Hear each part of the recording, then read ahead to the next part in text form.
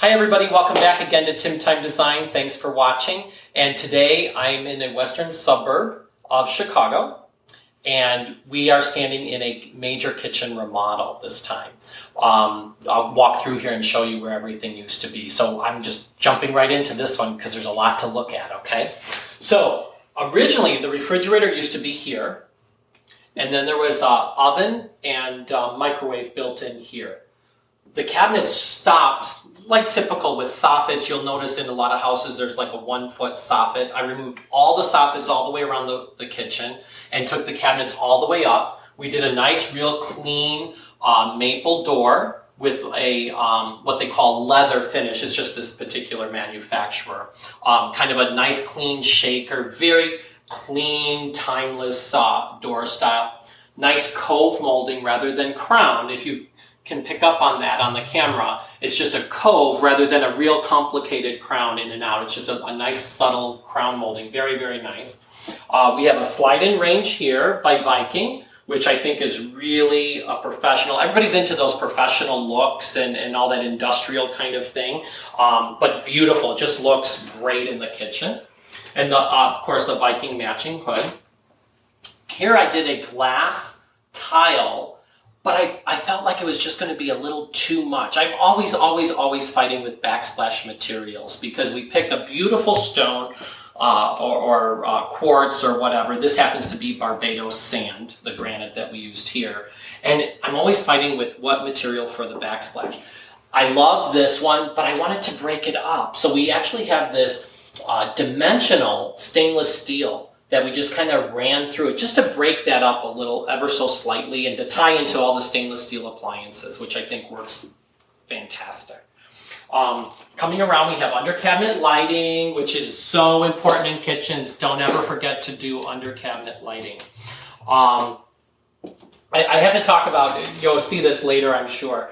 The granite countertops are Barbados sand, as I just mentioned, and the husband is a birder. So in this granite, when we found it, I'm always looking for things in granite because it's natural. No two are the same, what have you. And I found a bird. So laying out the kitchen, I wanted to have this one piece of quartz that's in the granite that's shaped like a bird right at the sink for him to see every day. So I just think it's really cool. I put the microwave on the island. The cooktop used to be here, so there was no island. Everybody likes to sit at an island these days, which is nice. They have coffee, little sandwich, whatever. So I said, let's remove the cooktop here, right in the middle of the kitchen, and have a nice serving for parties, etc., etc. And I think it works out just great to have this. We were able to do a couple little bar stools here. This, again, keeping with more of a contemporary, not really contemporary, more of a transitional kind of flavor here in the kitchen.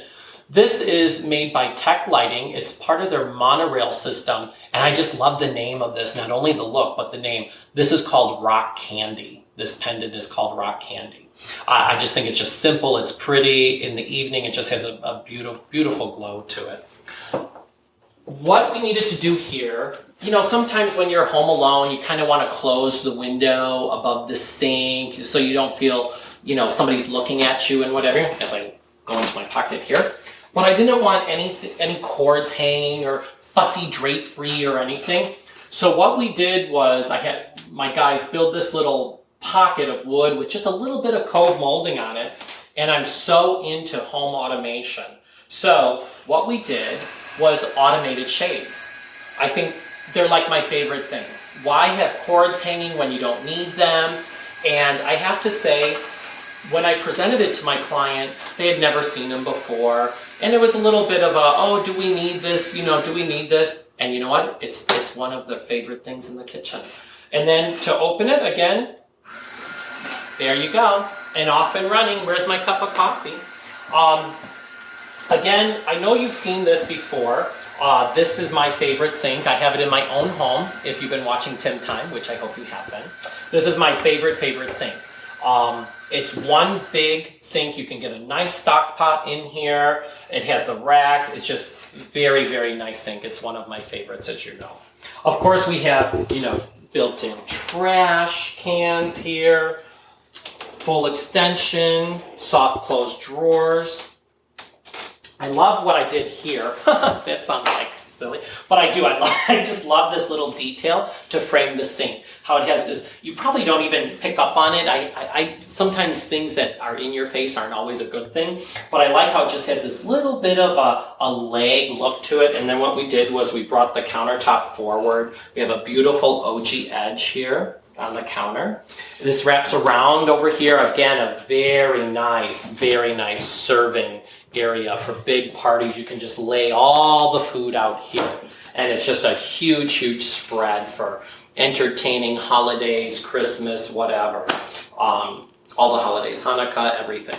So, want to keep everybody inclusive. I'm all about inclusion. So, anyway, we moved the refrigerator to the another end, so we're going to kind of move over to this other side of the kitchen to show you the rest of this beautiful kitchen.